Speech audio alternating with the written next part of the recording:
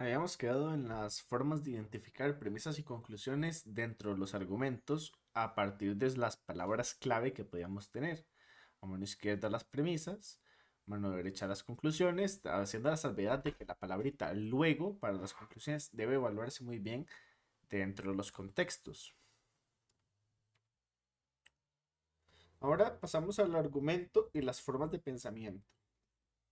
Argumentos deductivos y deductivos. Para hablar de esto, primero tenemos que saber exactamente qué va siendo la deducción.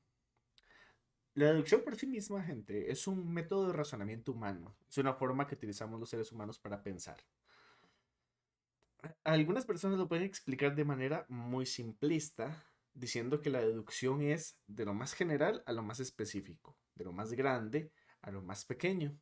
Pero realmente la deducción se trata de inferir sobre hechos, específicamente para poder llegar a conclusiones válidas.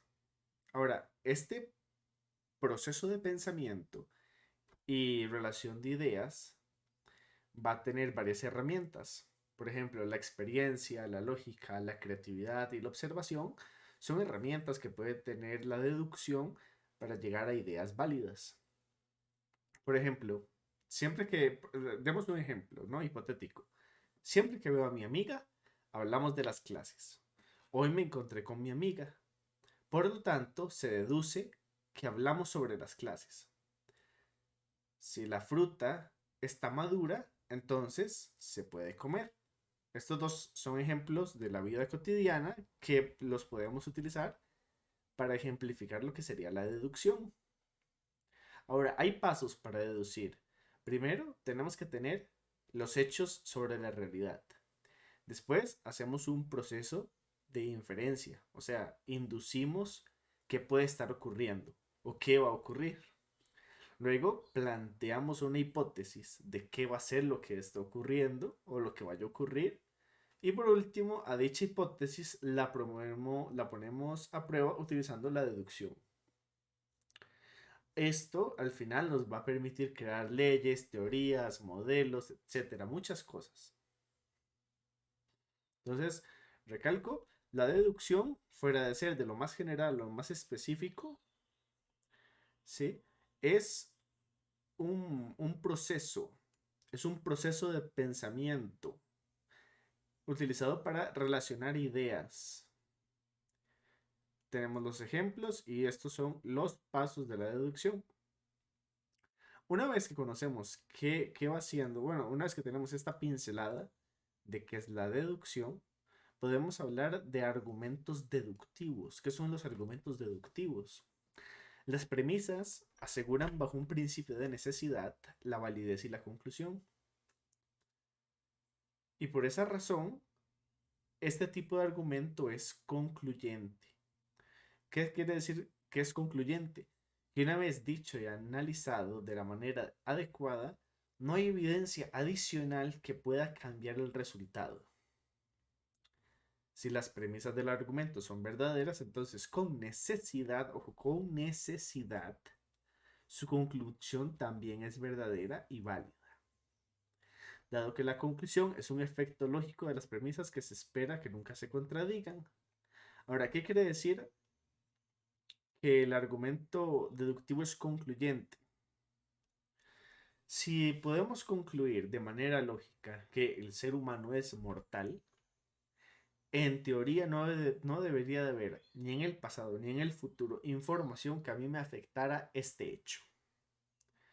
Cuando un argumento deductivo llega a una conclusión, esa conclusión debe ser, ¿cómo podemos decirlo? Invariable, incambiable.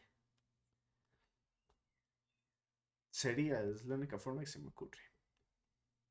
Bueno, ¿y cómo validamos un argumento deductivo? Cuando la conclusión se da por principio de necesidad. Así es cuando validamos un argumento lógico bajo el principio de la necesidad.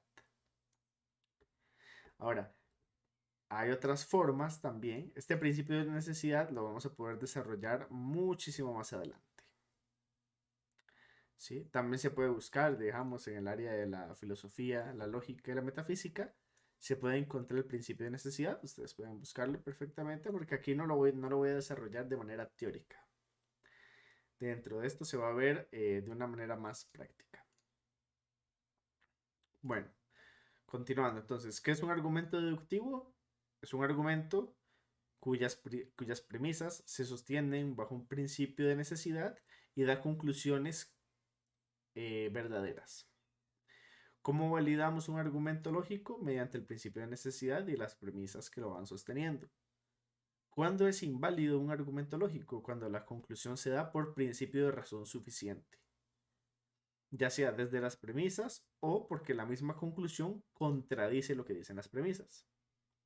Recuerden que esto es lineal. La conclusión, la conclusión podrá ser falsa o podrá ser verdadera, pero no debería nunca poder contradecir a las premisas. Ahora recuerde que en la lógica no se mira la verdad ni la falsedad del contenido, sino la estructura.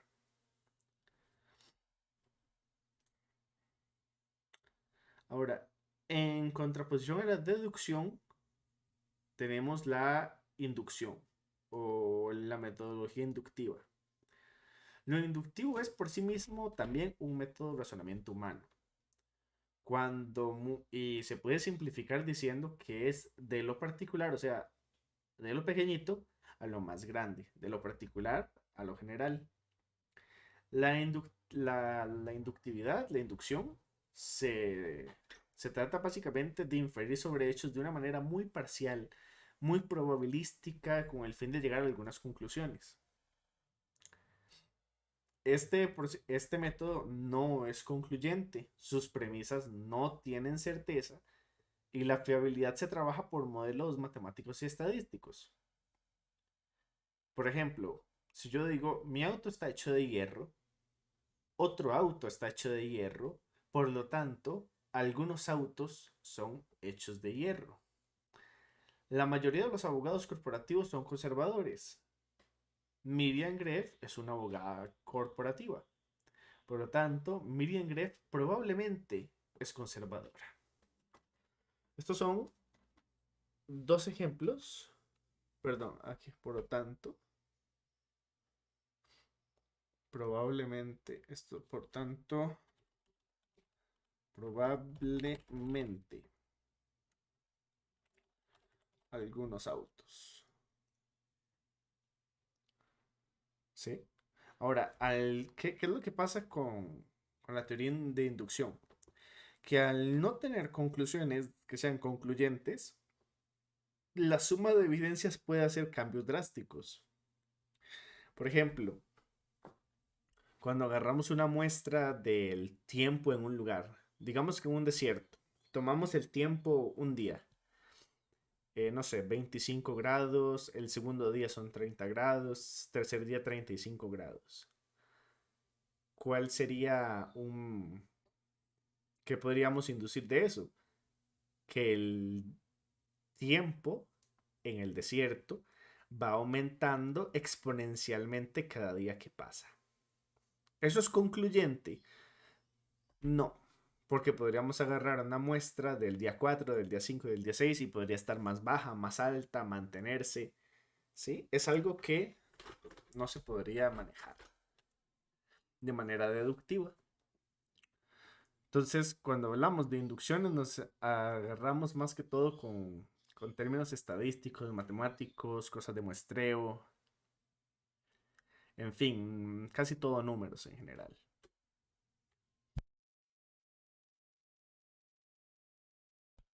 Entonces decimos que como las conclusiones no son concluyentes, la suma de evidencia puede hacer cambios drásticos en los resultados de la conclusión. Por ejemplo, al tener muestras pequeñas, se puede creer que sucede un evento A, pero al recuperar más información se puede considerar que dicha conclusión del evento A es falsa y obtener una conclusión B.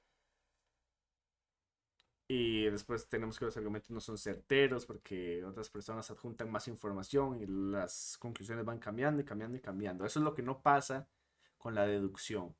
La deducción solo suele tener un resultado. Premisa A da premisa B, después tenemos premisa C, que es conclusión. Ahora, para efectos prácticos, de la presentación mía, etcétera, nosotros vamos a mantenernos en el análisis lógico-deductivo.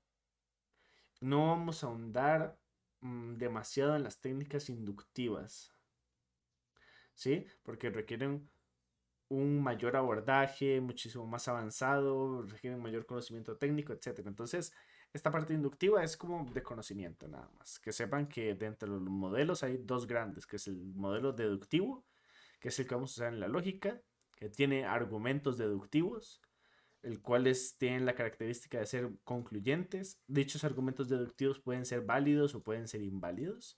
Y la otra corriente del pensamiento que vamos a tener es la corriente inductiva, que se centra más que todo en análisis matemático, estadístico, muestral. Adicionalmente al argumento inductivo,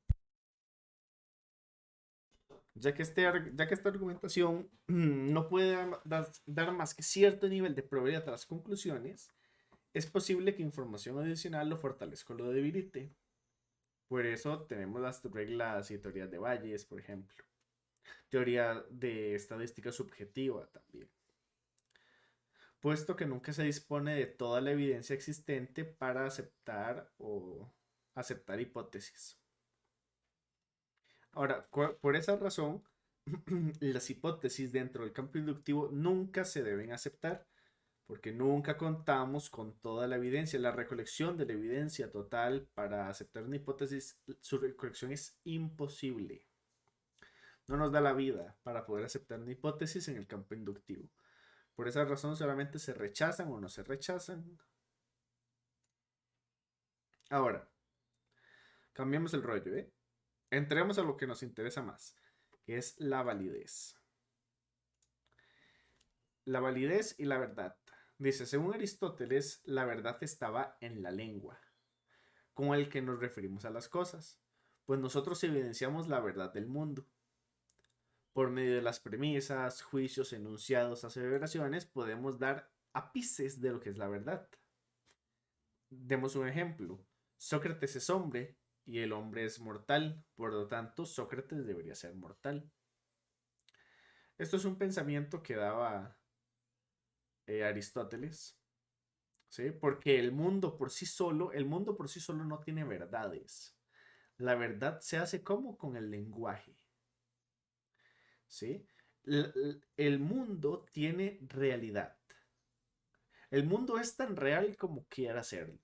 Pero quien dice qué es verdad y qué es falsedad somos nosotros mediante el lenguaje. Entonces, se ve que las proposiciones que afirman o niegan características de un objeto, esta es la cualidad que tienen las proposiciones. La realidad tiene verdad o falsedad por nosotros. Sí, eso tiene que quedar muy claro. Las proposiciones afirman o niegan algo. El lápiz es azul, el lapicero es rojo, el papel es blanco. ¿Sí? Esos que son proposiciones. La comida no me gusta, la comida sabe fea, está mala. Para el mundo, la comida es comida. No está ni buena ni mala, simplemente cambió de estado. Para el mundo, el lapicero no es azul, verde, rojo. El azul tiene un color. Ya está. Y hay gamas de colores y ya está. No hay juicio ahí que afirme o niegue algo. Entonces, esa es algo que tenemos que tener muy presente cuando vamos a hablar de la lógica. Que lo que nosotros vamos a analizar por lógica no tiene que ver nada con el contenido que maneje, sino con la estructura que vaya a tener. ¿Por qué?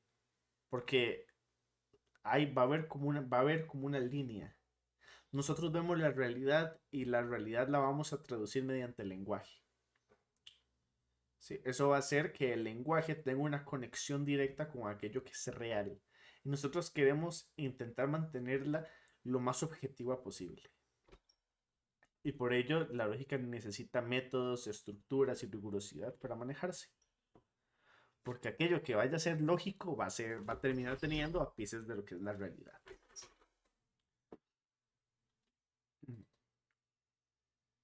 Entonces dice, si nos quitásemos la ecuación de del objeto que es por sí mismo, la realidad no es verdadera ni falsa, pues esas características son propias de los enunciados y pensamientos emitidos. Por ello, la realidad se considera como mera existencia sin juicios. Ahora, cuando hablamos de verdad, vamos a saber que hay varios tipos de verdad. Hay verdades universales, suficientes, necesarias, contextuales e intersubjetivas. Cuando hablamos que la verdad es universal, estos son argumentos deductivos, porque las verdades son concluyentes. Aplica a todo sujeto, imposible de ser falsa, se mantiene en el tiempo. Son verdades absolutas, universales. Cuando hablamos de una verdad suficiente, son hechos verdaderos, ¿sí?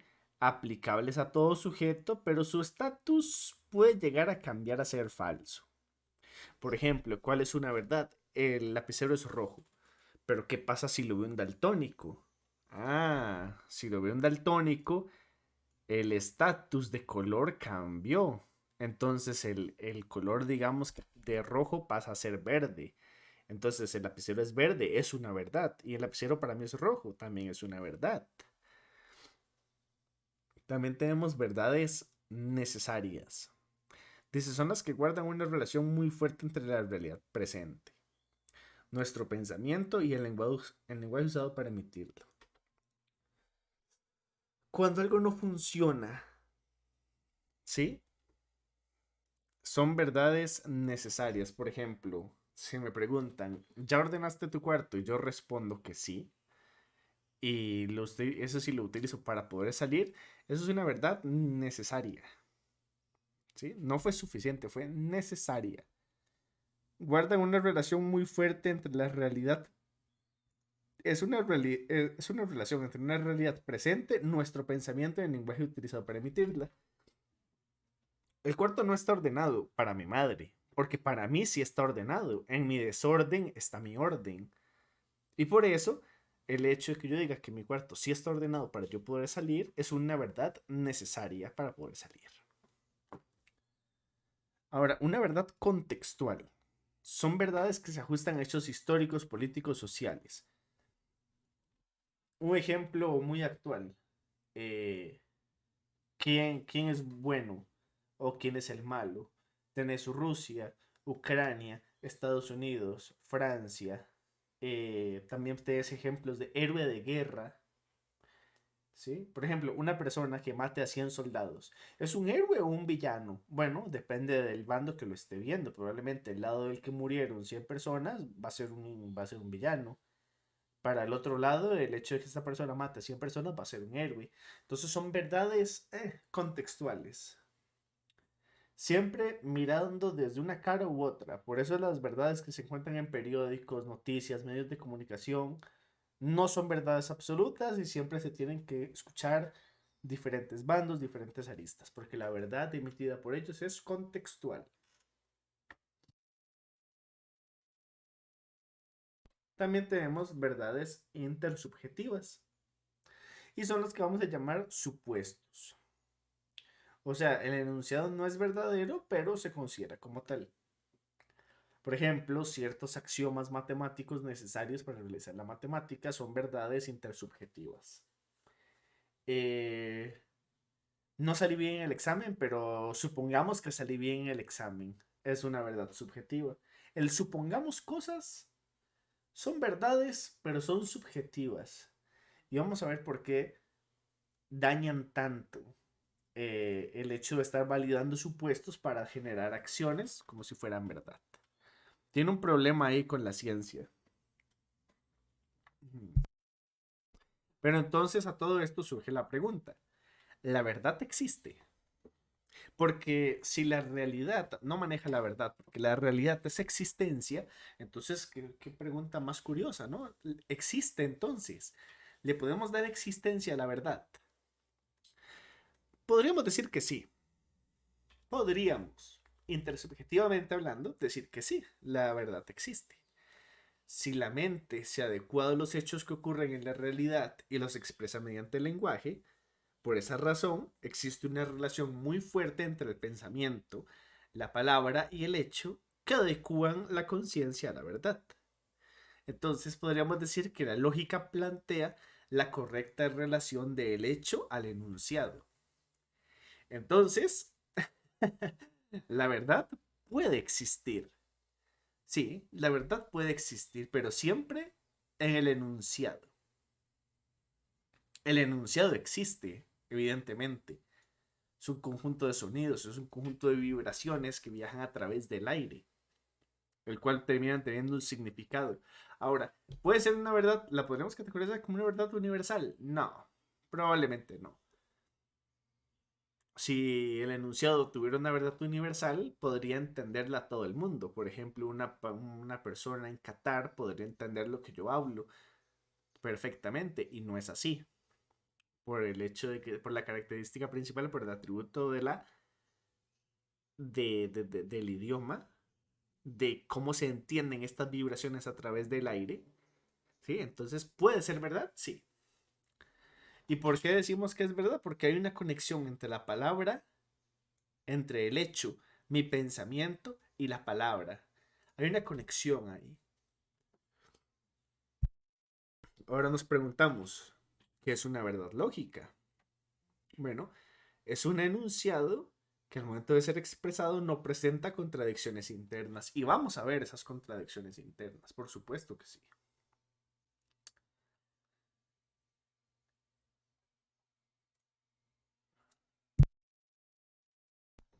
Ahora, pruebas para validar la verdad informal.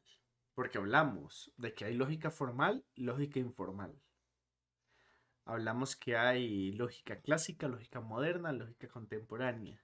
Por supuesto, la lógica informal tiene pruebas informales, falacias informales, problemas informales. La lógica moderna tiene cosas formales, pruebas formales, etcétera, ¿no? Entonces, dentro de las pruebas para la verdad informal, perdón, el título correcto sería pruebas informales para la verdad. Entonces, tenemos la primera, que sería la correspondencia. La correspondencia.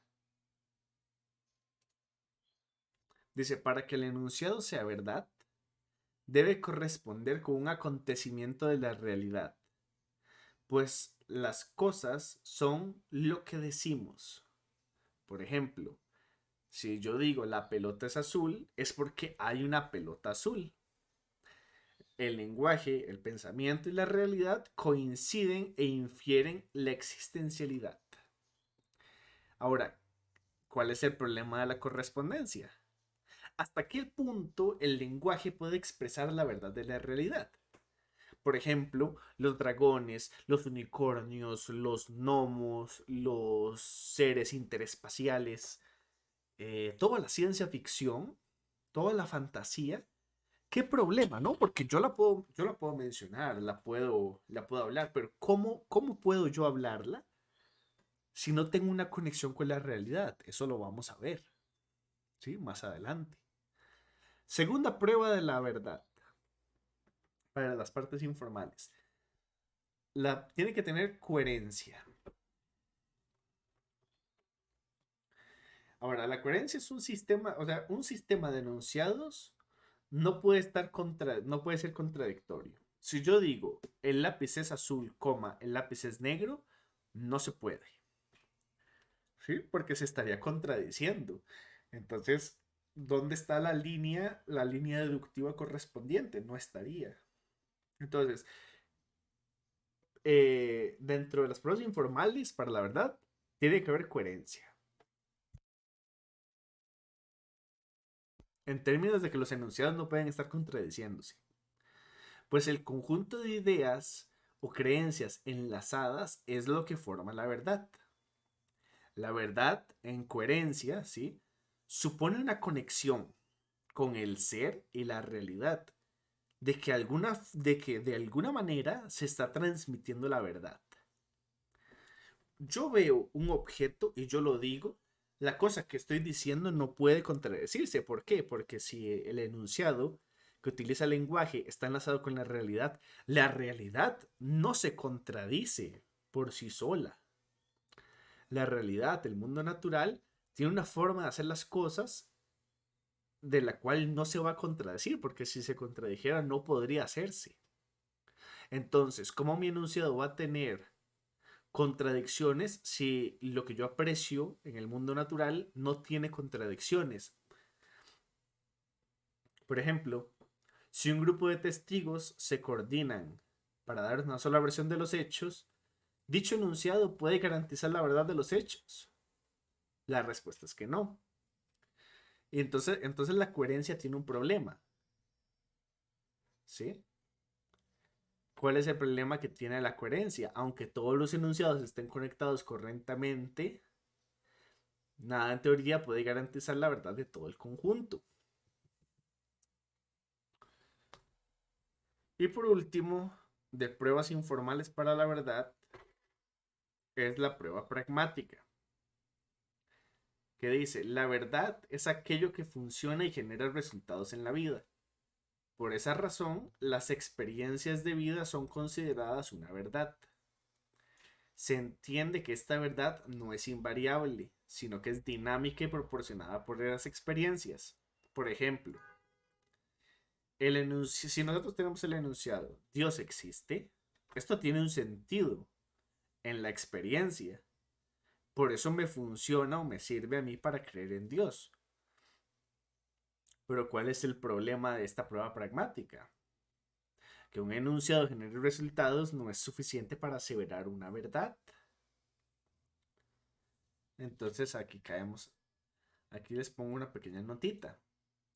La verdad y la falsedad suponen una característica de las proposiciones individuales, no de los argumentos.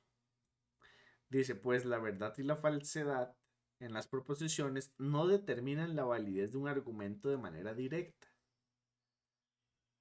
La ciencia es quien ayudará muchas veces a discernir la verdad y la falsedad dentro de las proposiciones, pues el conocimiento del mundo suele ser limitado y en circunstancias nuestras propias formas de ver la considerada realidad pueden estar mal, creando así proposiciones falsas.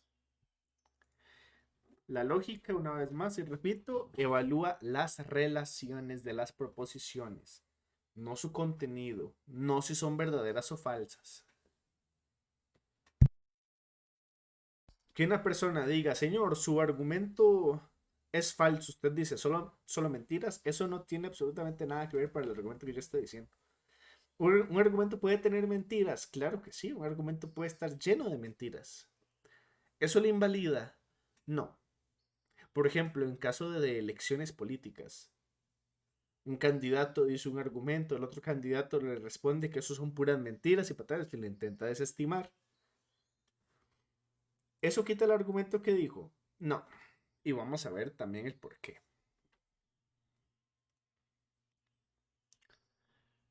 Bueno, entonces, para hacer un resumen muy general,